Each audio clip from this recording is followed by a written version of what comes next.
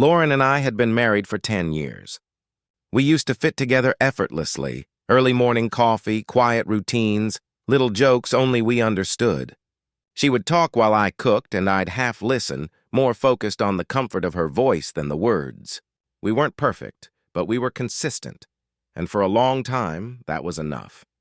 Lately, though, even our simplest habits started feeling like challenges. The things that once made us feel connected now felt like orders. She corrected the way I folded towels, how I stirred the sauce, even the way I sighed while thinking.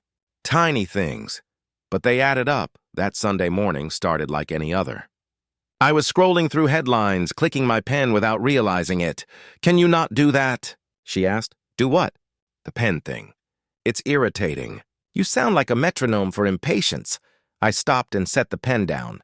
"Sorry. Didn't know I came with background music." "It's not just that," she said, pushing her plate away. "It's your tone lately. You talk like you're running a meeting." I gave a small laugh. "Breakfast meeting, huh?" She didn't even crack a smile. "See? You turn everything into a joke." It's exhausting. There it was. A spark, quiet but sharp. No shouting, no big scene, just the sound of something dry catching flame. We finished breakfast in silence.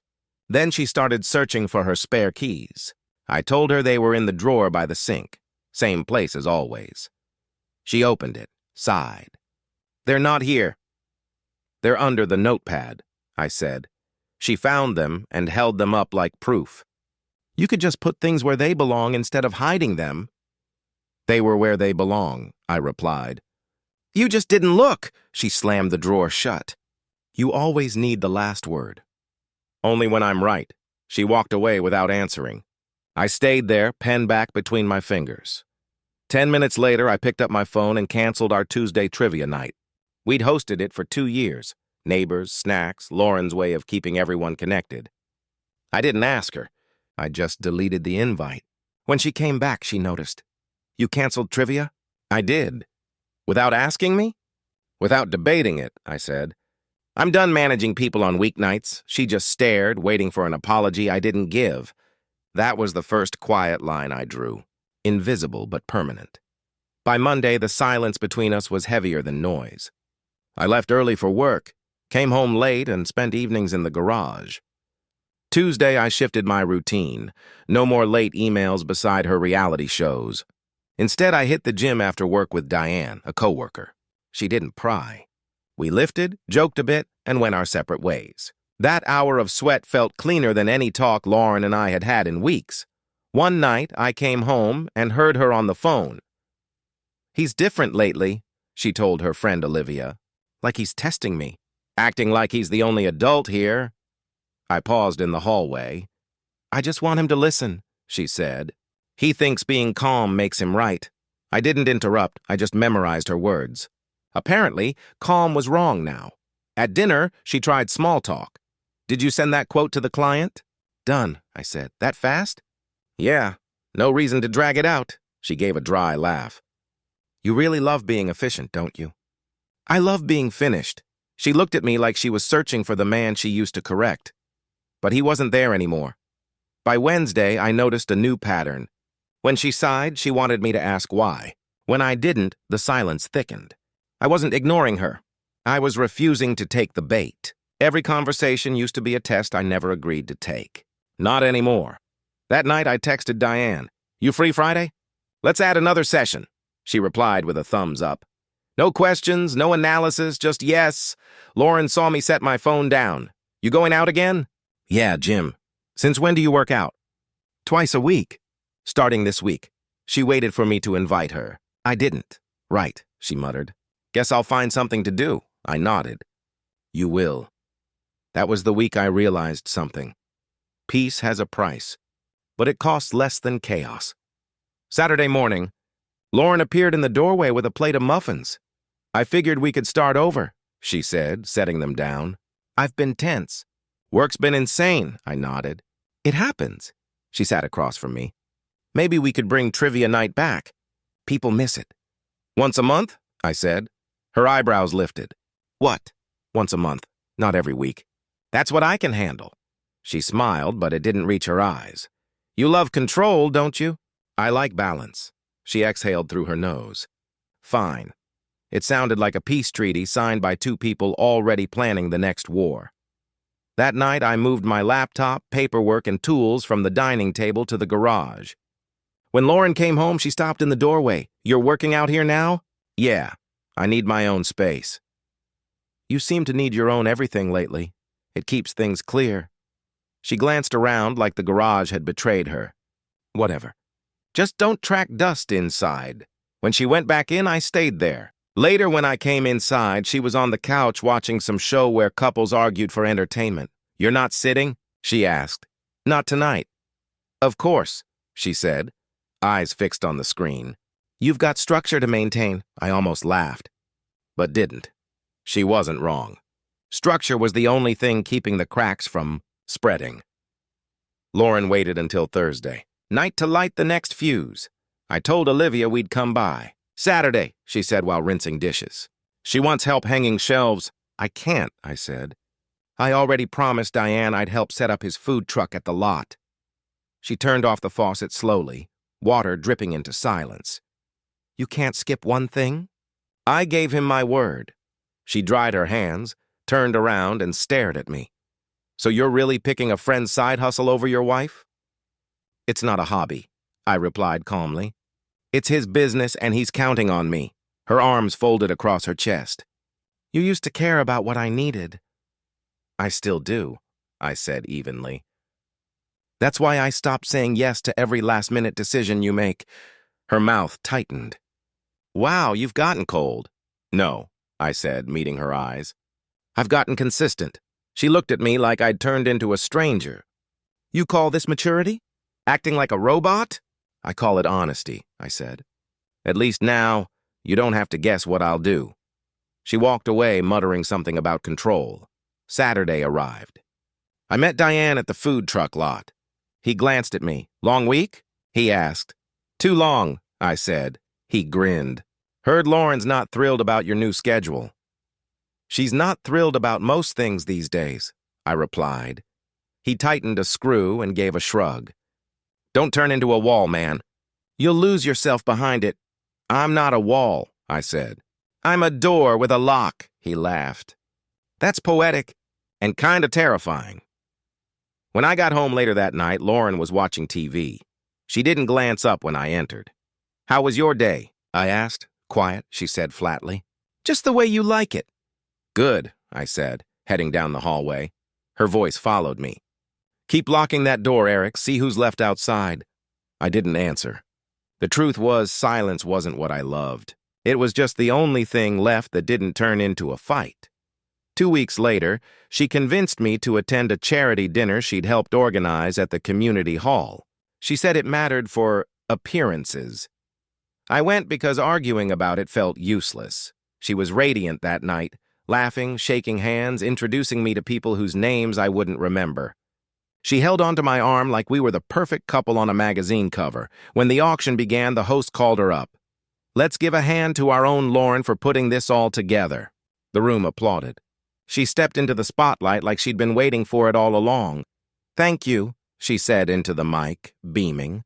"Before we move on, I have a special item to auction. 1 weekend of handyman labor from my husband, Eric."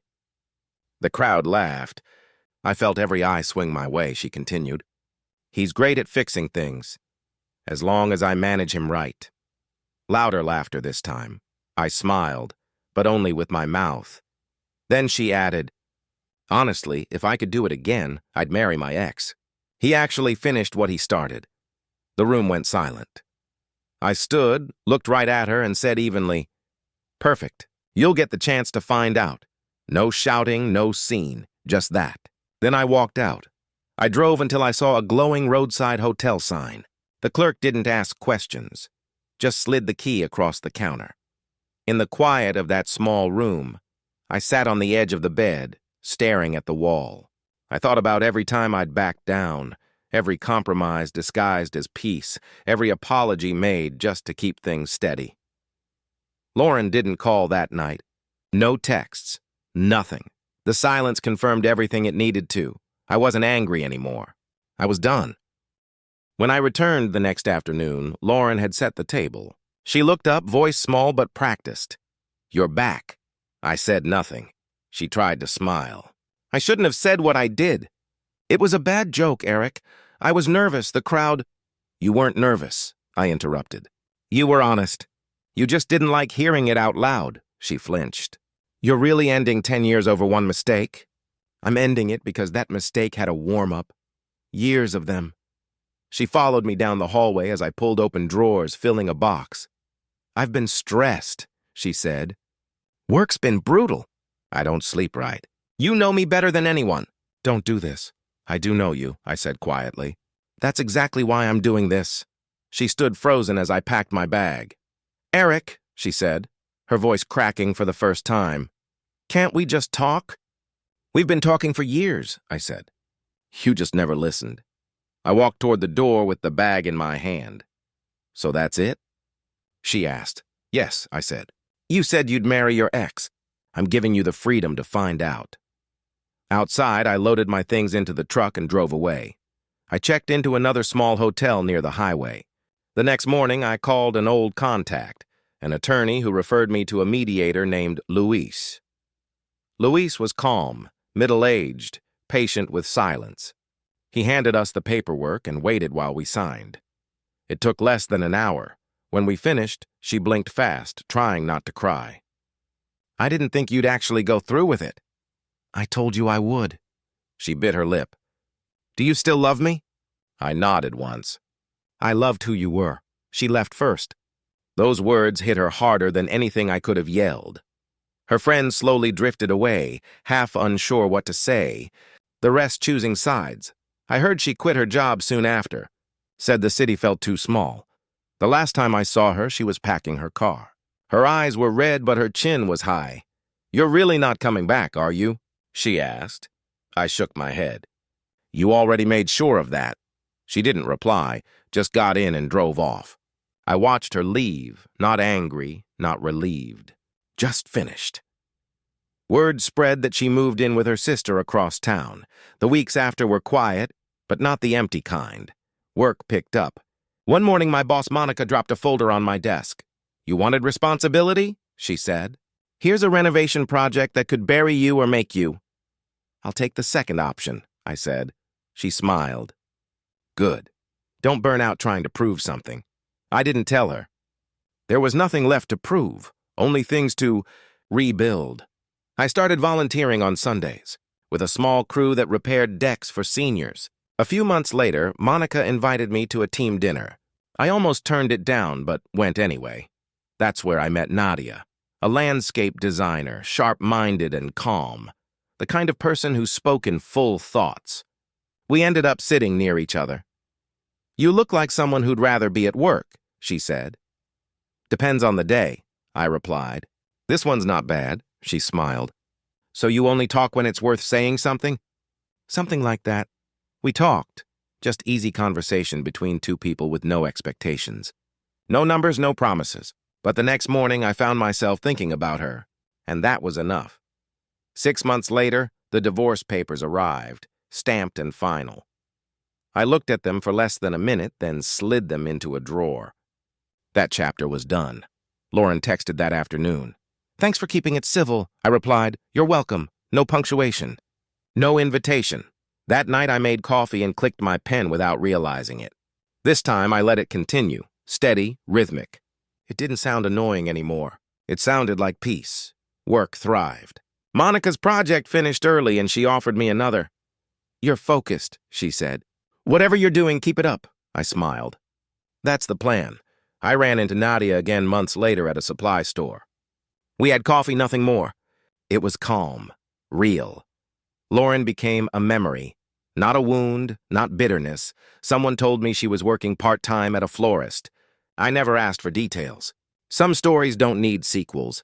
If love ever found me again, it would find me steady, not waiting, not chasing. I wouldn't trade peace for noise, or dignity for comfort. And if anyone ever laughed at my expense again, I'd simply smile, stand, and walk away, leaving the door open behind me. Because some boundaries, once drawn, don't fade, they stay. They hold. And that familiar click, the one she used to hate, still keeps time for everything I refuse to lose. Thank you for watching.